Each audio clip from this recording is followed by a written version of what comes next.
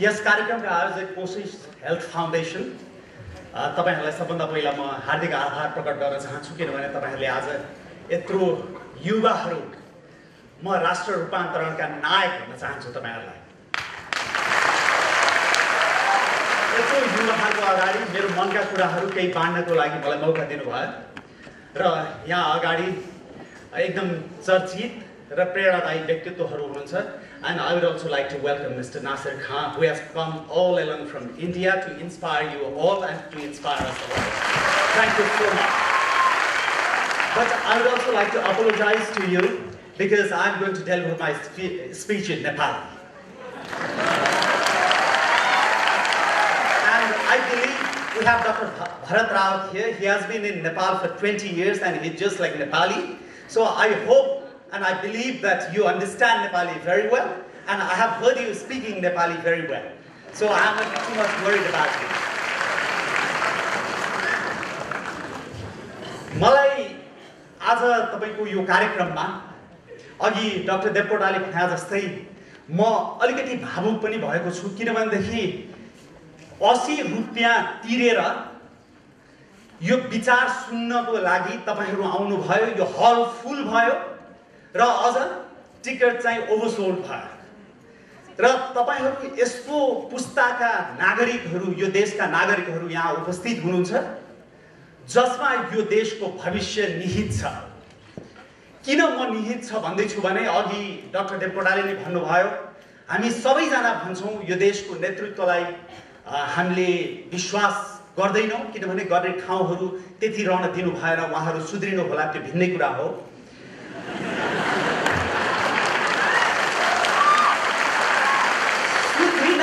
सधैँ ठाउँ रहन्छ त्यसमा शंका छैन। 50, 60, 65, 70 वर्षको उमेरमा पनि सुध्रियो भने हामीले सम्मान गर्नुपर्छ। अशोक बुद्ध धर्मका नायक अशोक सुध्रिएकै हुन्, सुध्रिएर बुद्ध धर्मका नेता बनेका हुन्। त्यसो हुनाले सुध्रिने ठाउँ सधैँ रहन्छ, हामी त्यो आशावादी हौं। तर पनि मलाई भन्नमा लागेको कुरा के हो भने जहिले पनि यो देश बिग्रियो भन्दाखेरि हामी नेताहरूले बर्बाद पारे भनेर भन्छौं, हामी प्रशासकहरूले बर्बाद पारे भनेर भन्छौं, यिनीहरूले यो देश खत्तम गरिदिए भनेर भन्छौं। सही हो, तर हामीले कहिलेकाहीँ अलिकति उभिएर वस्तुपरक ढंगबाट यसलाई विश्लेषण पनि गर्नुपर्छ किनभने ती नेताहरू हाम्रै समाजका उत्पादन हुन् र ती नेताहरू तपाई र मेरो परिवारका उत्पादन हुन्। यसमा हामी दुविधामा नपरौं किनभनेदेखि यो देशमा तपाईको 73% जनता अझै पनि कृषिमा आधारित छन्। कयौं अरु जनता श्रम गरेर बाँच्छन्। ती कृषिमा आधारित जनतालाई यो देश बनाउन न त फुर्सद छ न त यो देश बिगार्न फुर्सद छ। उनीहरू बिहान के खाने बेलुका के खानेमै उनीहरूको जिन्दगी गुज्रिएको छ। यो देश बनाउने कुरा गर्ने को हो र यो देश बिगार्ने को हो? यो देशमा 15-20% यस्ता जनताहरू छन् र यस्ता परिवारहरू छन् जो अलिकति पढेका छन्, अलिकति बुझेका छन्, अलिकति देश देखेका छन्। हरेक मञ्चमा यसैगरी देश बनाउने भाषण गर्छन् र हरेक घडीमा यो देश बिगार्नलाई योगदान पुर्याउँछन्। यो कुरा हामी नबिर्सौं किनभनेदेखि आजका नेताहरू तपाई र म जत्तिकै अधिकांश अलिकति गाउँमा पढेको, देखेको, बुझेको, शिक्षित परिवारबाट आएका हुन्। पटक्कै नपढेका परिवारबाट कतिपय आएका होलान् तर अधिकांशहरू त्यो परिवारबाट, त्यो पृष्ठभूमिबाट आएका हुन्। अनि त्यो पृष्ठभूमिका हामी जस्ता नेपालीहरूको चरित्र के हो भने यसैगरी मञ्चमा देश बनाउने भाषण गर्यो, देशको रूपान्तरण गर्ने भाषण गर्यो अनि घरमा गएर टेलिभिजन किन्न जाँदाखेरि पसलेलाई ढाडको बिल चाहिँ नबनाइदिनुस् न है भनेर भने। यो देशमा मैले पनि 2-3 वटा किताब लेखेको छु। कयौं लेखकहरू छन् जो आर्थिक रूपमा विपन्न छन्, मर्दा क्या नकर्ता, यदि खानै नपाउने परिवार पाल्नै नसक्ने स्थिति हो भनेदेखि हो सानातिना घुस खाने कामहरू धेरैले गर्छन् होला किनभने पेटको पीडा सबभन्दा बढी पीडादायी हुन्छ, त्यसले आदर्श भन्दैन। देशमा धेरै सम्पन्न लेखकहरू पनि छन् जसले किताब लेखेर आएको लेखक वस्तुमा कर तिर्दैनन्।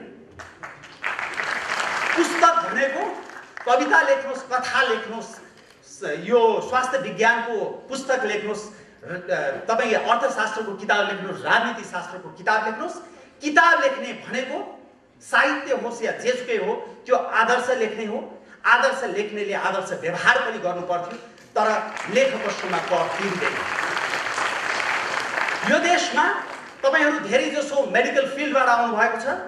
मैले यस्ता डाक्टरहरू देखेको छु जो यस्तै मञ्चमा देशको स्वास्थ्य सेवा कसरी सफा पार्ने भनेर भाषण गर्छन्, तर आफूले सञ्चालन गरेको हस्पिटलको टोयलेट सफा राख्दैनन्।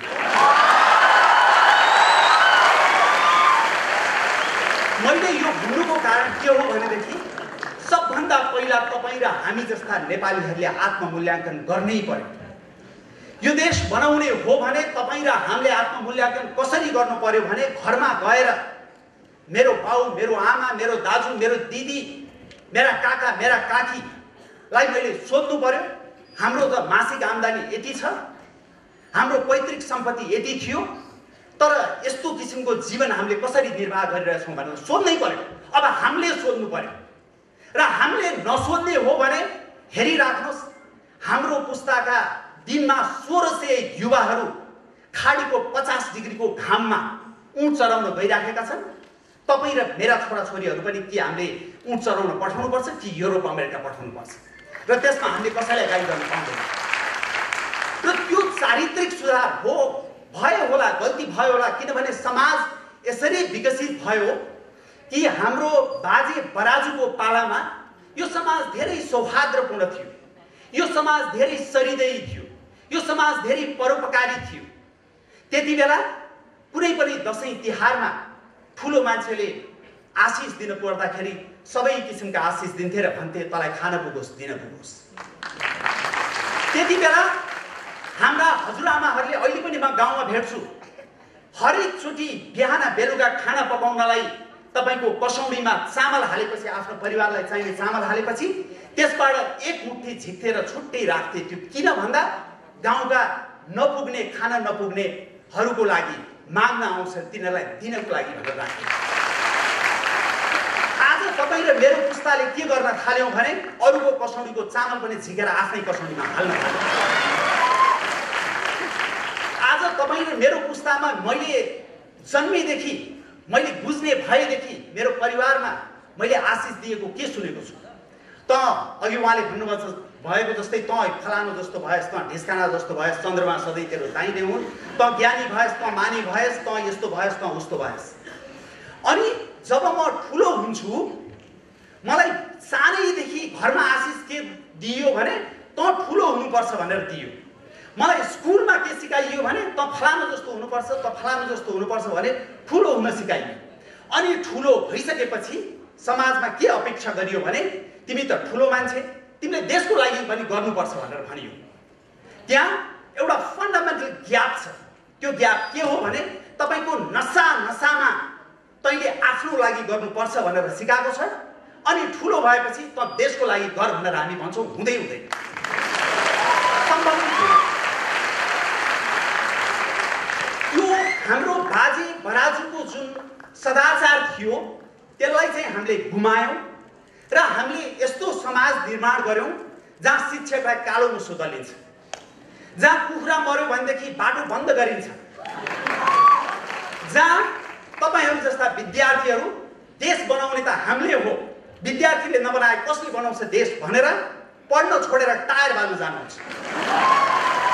डाक्टर बनाउन चाहने, इन्जिनियर बनाउन चाहने, अर्थशास्त्री बनाउन चाहने, ब्याङ्कर बनाउन चाहने, वकिल बनाउन चाहने, वर्ल्ड ब्याङ्कमा जागिर खुवाउन चाहने, युएनमा जागिर खुवाउन चाहने, सबैलाई विविध पेसामा पठाउने, अनि राजनीति बिग्रियो भनेर गाली गरेर बस्ने।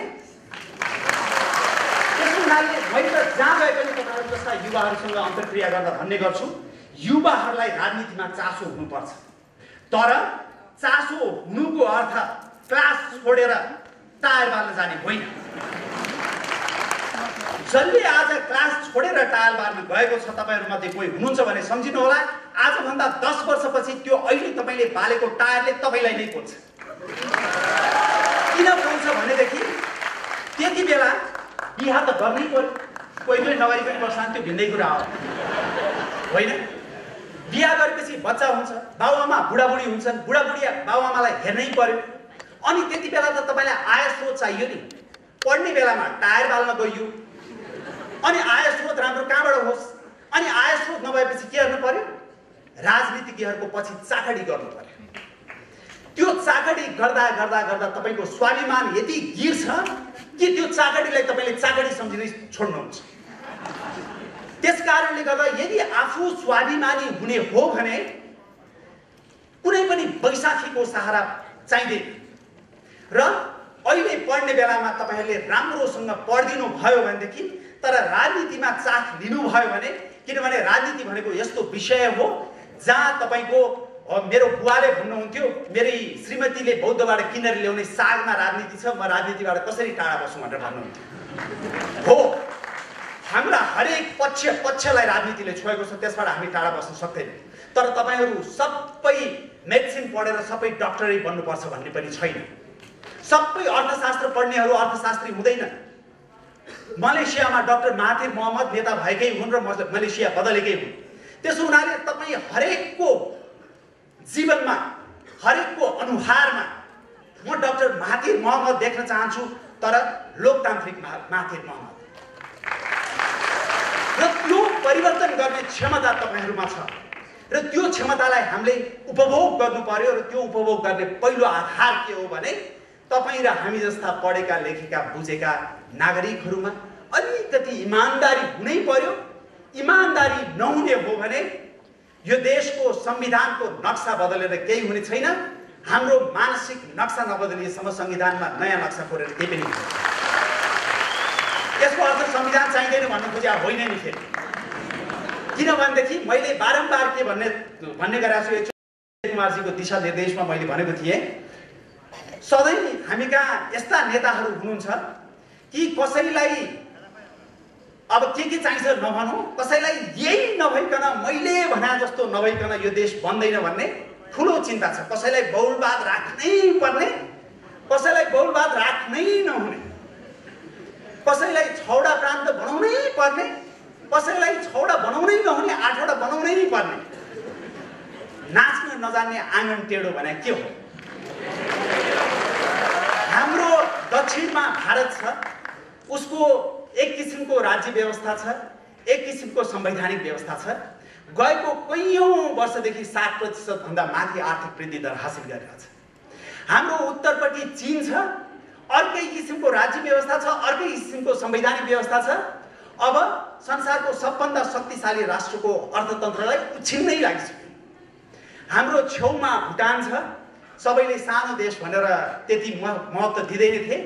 उसले गएको कैयौँ वर्षदेखि व्यापक रूपमा आर्थिक वृद्धि राम्रोसँग कायम राखिरहेको छ। हामीभन्दा अलिकति पर गएपछि दूरपूर्वका राष्ट्रहरूको अर्कै किसिमको राज्य व्यवस्था छ, अर्कै किसिमको शासन व्यवस्था छ। खाडीका राष्ट्रहरूमा अझै पनि खसी काटेको जस्तो मान्छेको गर्दन काट्छन्, तर पनि विकास यति गरिसकेकी कुरा गरेर साध्यै छैन। त्यहाँबाट अलिक पर जानुभयो भने युरोपमा कहीँ लोकतन्त्र छ, कहीँ राजतन्त्र छ, सबै किसिमका व्यवस्थाले काम गरिरहेछ। अमेरिकामा जानुभयो भने अर्कै छ, रसियामा जानुभयो भने अर्कै छ। सबै किसिमका राज्य व्यवस्थाले काम गर्न सक्ने हामी चाहिँ यस्तै किसिमको नक्सा नभइकन, यस्तै किसिमको राज्य व्यवस्था नभइकन काम गर्दैन भनेर 65 वर्ष भइसक्यो लडेको। 65 वर्ष भइसक्यो यस्तै चाहिन्छ भनेर भनेको। संविधानमा समस्या हो कि हाम्रो मानसिकतामा समस्या हो? संविधानमा समस्या हो अथवा हाम्रो इमानदारीमा समस्या हो?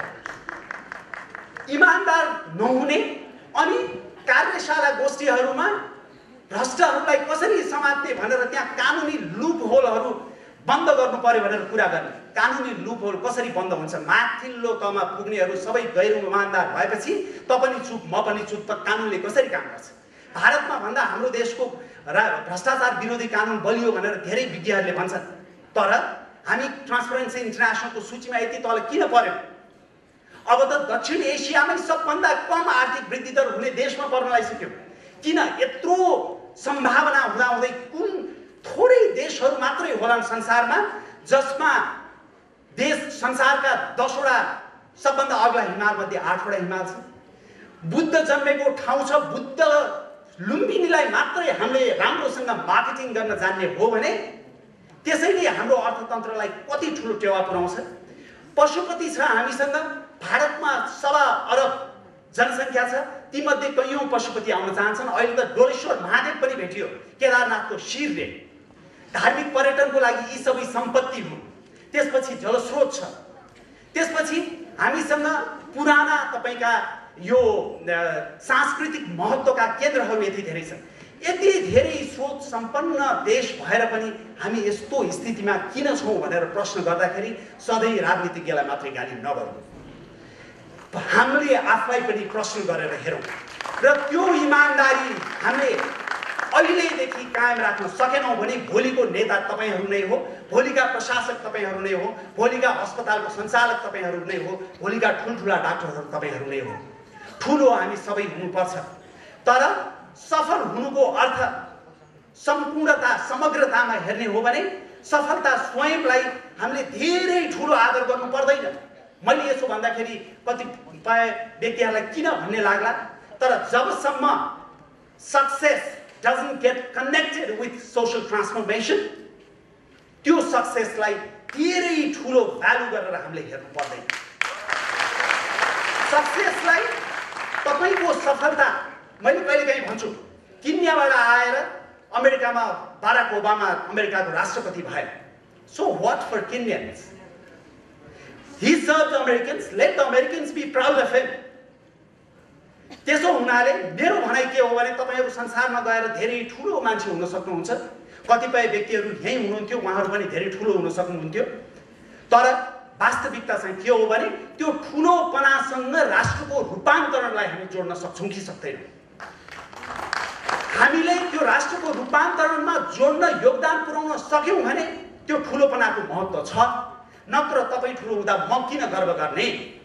कर्णालीकी एकजना आमा जसको श्रीमान भारतमा काम गर्दै थिए, उनको सानो बच्चा थियो, त्यहाँ बिरामी भयो। केही बिरामी हुँदाखेरि केही समय गाउँलेले आएर सहयोग गरे। त्यसपछि कयौं दिन भयो, कति दिनसम्म उनलाई उनको मुन्टोबाट दुध पनि आएन र उनीसँग खाने पनि केही थिएन। त्यसो हुनाले उनले त्यो बच्चालाई समातेर कर्णाली नदीमा गएर हाम फालेर आत्महत्या गरे। यहाँ टिचिङ हस्पिटलमा एकजना आमा दुईजना छोरी जचाउनको लागि आउनुभयो, गाउँबाट आउनुभयो। त्यसपछि तपाईको यहाँ उपचार गराउँदा गर्दै उपचार पनि भएन, पैसा पनि सकियो, घर जाने पैसा पनि थिएन। फ्रस्ट्रेसनमा, निराशामा ती आमाले मागेर छोरीहरूलाई पनि बिख खुवाइन् र आफूले पनि बिख खुवाएर आत्महत्या गरे। तपाई र म जस्ता यो देश बनाउँछौं भन्ने नेपालीहरूले, तपाई र म जस्ता अलिकति स्रोत र साधन भएका नेपालीहरूले पीडा महसुस गर्ने कि नहुने, आत्मदोष महसुस गर्ने कि नगर्ने? त्यसो हुनाले हाम्रो यो सम्पूर्ण प्रयास, तपाईहरु जस्ता युवाहरू हुनुहुन्छ यहाँ, हाम्रो यो सम्पूर्ण प्रयास भनेको र आजको यो कार्यक्रमको एउटा निष्कर्ष भनेको अथवा यो कार्यक्रमको सार भनेको पनि के हो भने देश बनाउने हामीले हो र हामीले बनाउने हो भने हामी यहाँ सबभन्दा पहिला त्यो इमानदारी आउनु पर्यो। पढ्दाखेरि पढ्नमा इमानदारी आउनु पर्यो, जागिर खाँदा जागिरमा इमानदारी आउनु पर्यो। एक ठाउँमा गएर ठगेर अर्को ठाउँमा उभिएर आदर्शको भाषण गरेर यो देश बन्दैन। मलाई टाइम सकिने लाग्यो भनेर यहाँ सानो चिट छोडेर जानु भएको छ। आज नासिर जी, I understand you have to return today. You have your flight today. So धेरै लामो पनि गर्न नमिल्ला, किनभने यस्ता कुरा गर्न थाले भने म 1 घण्टासम्म बोलै गर्छु। किनभने तपाईहरुले पनि ताली पिट्यापिटै गर्दिनुहुन्छ नि। त्यसै कारणले गर्दाखेरि म यसलाई धेरै लम्ब्याउन चाहन्न। तपाईहरु जस्ता युवाहरुको अगाडि उभिएर बोल्न पाउँदाखेरि मलाई असाध्यै खुसी लाग्यो। तर यति कुरा सम्झौं, यो देश हाम्रो जीवनकालमा बनाउनु पर्छ। म कहिलेकाहीँ नेताहरुसँग कुरा गर्दाखेरि उहाँहरु भन्नुहुन्छ हामीले यत्रो परिवर्तन ल्यायौं, गणतन्त्र ल्यायौं, संघीयता ल्यायौं, अब हामीले नसकेको परिवर्तनको एउटा ज्वाला हाम्रा सन्तानले बोक्छन् भनेर भन्नुहुन्छ। मैले उहाँहरुलाई भनेको छु, जो सफल छ उसले सारा प्रतिकूलता छिरेर परिवर्तन आफ्नै जीवनकालमा गरेर देखाउँछ।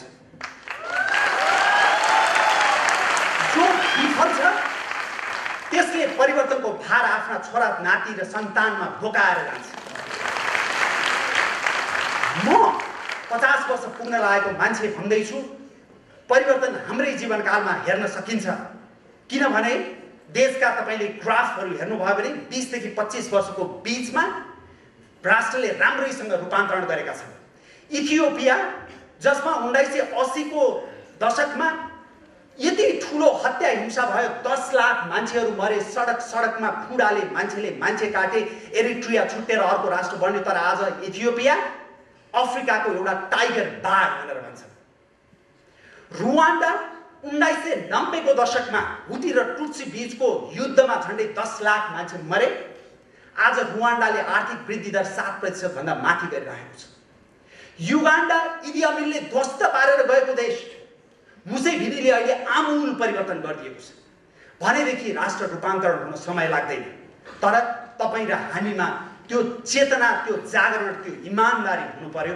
त्यति भयो भने हामी राष्ट्र रूपान्तरण गर्न सक्छौँ। र त्यो सक्छौँ भन्ने प्रमाण अहिलेको भूकम्पपछि युवाहरूले जसरी आफूलाई प्रेरणादायी ढङ्गबाट प्रस्तुत गरे, त्यो एउटा ज्वलन्त उदाहरण हो। त्यो ऊर्जा, त्यो राष्ट्र प्रेम र त्यो परिवर्तनको चाहना यसै गरी हामीमा सधैँ कायम रहनुपर्छ। यो भूकम्पपछि मैले एउटा कविता लेखेका थिएँ। मेरो भूकम्प अगाडि एउटा कविता सङ्ग्रह छापिएको थियो र भूकम्पपछि मैले एउटा कविता लेखेका थिएँ, युवाहरू शीर्षकको। त्यो कविता म तपाईँहरूलाई सुनाएर तपाईँहरूप्रति त्यो कविता समर्पित गरेर मेरो मन्तव्य टुङ्गाउन चाहन्छु। अन्त्यमा म युवाहरू शीर्षकको यो कविता पढ्न चाहन्छु।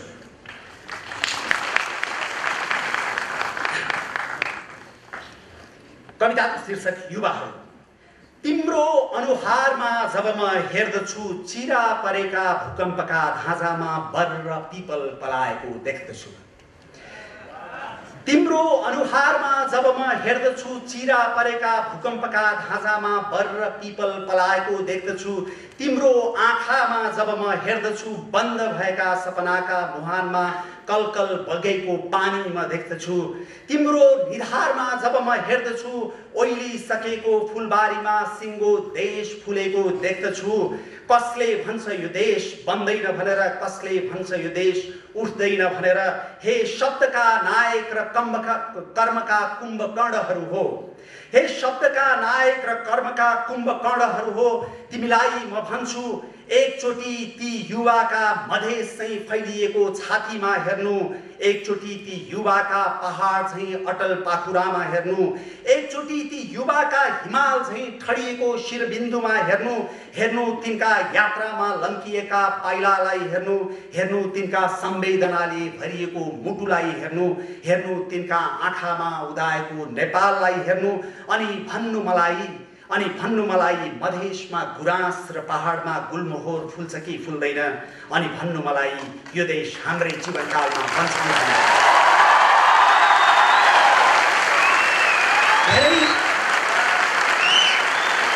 धेरै धेरै धन्यवाद। उपेन्द्रजीले अहिले अन्त्यमा भन्नुभयो जस्तै उहाँ एउटा गोर्खाको सामान्य परिवारबाट उठ्नुभयो। म काठमाडौँकै मान्छे थिएँ, तर मेरो अधिकांश स्कुले जीवन डोटी र दार्चुलामा बित्यो र मैले स्कुलमा बसेर पढेँ। र मैले पढेको स्कुलमा एकजना विद्यार्थीले सेकेन्ड डिभिजनमा एसएलसी पास गर्यो भने फुलमाला लगाएर बजार घुमाइन्थ्यो। आज पनि झन्डै 35 वर्षपछि ती स्कुलहरूको स्थिति त्यस्तै छ। त्यति बेला मैले पढ्दा पनि 4 महिनापछि बल्ल टेक्स्ट बुक आइपुग्थ्यो। आज पनि झन्डै 4 महिनापछि टेक्स्ट बुक पुग्छ र एसएलसीमा पास हुने झन्डै त्यही नै स्थिति छ। दोष राजनीतिज्ञहरूलाई मात्रै नदिउँ, हाम्रो काँधमा पनि ठुलो जिम्मेवारी छ र त्यो जिम्मेवारी तपाईँहरूले र हामीले निभाउन सक्छौँ भन्ने यो विश्वास हो। म एकजनाले गरेर के हुन्छ भनेर नसोचौँ। हामी यो देशमा 70% जनता जो सामान्य छन् तिनीहरू भ्रष्ट छैनन्। हामी जस्ता केही भ्रष्ट मान्छेहरू होलाौँ, हाम्रो परिवारमा होलाौँ।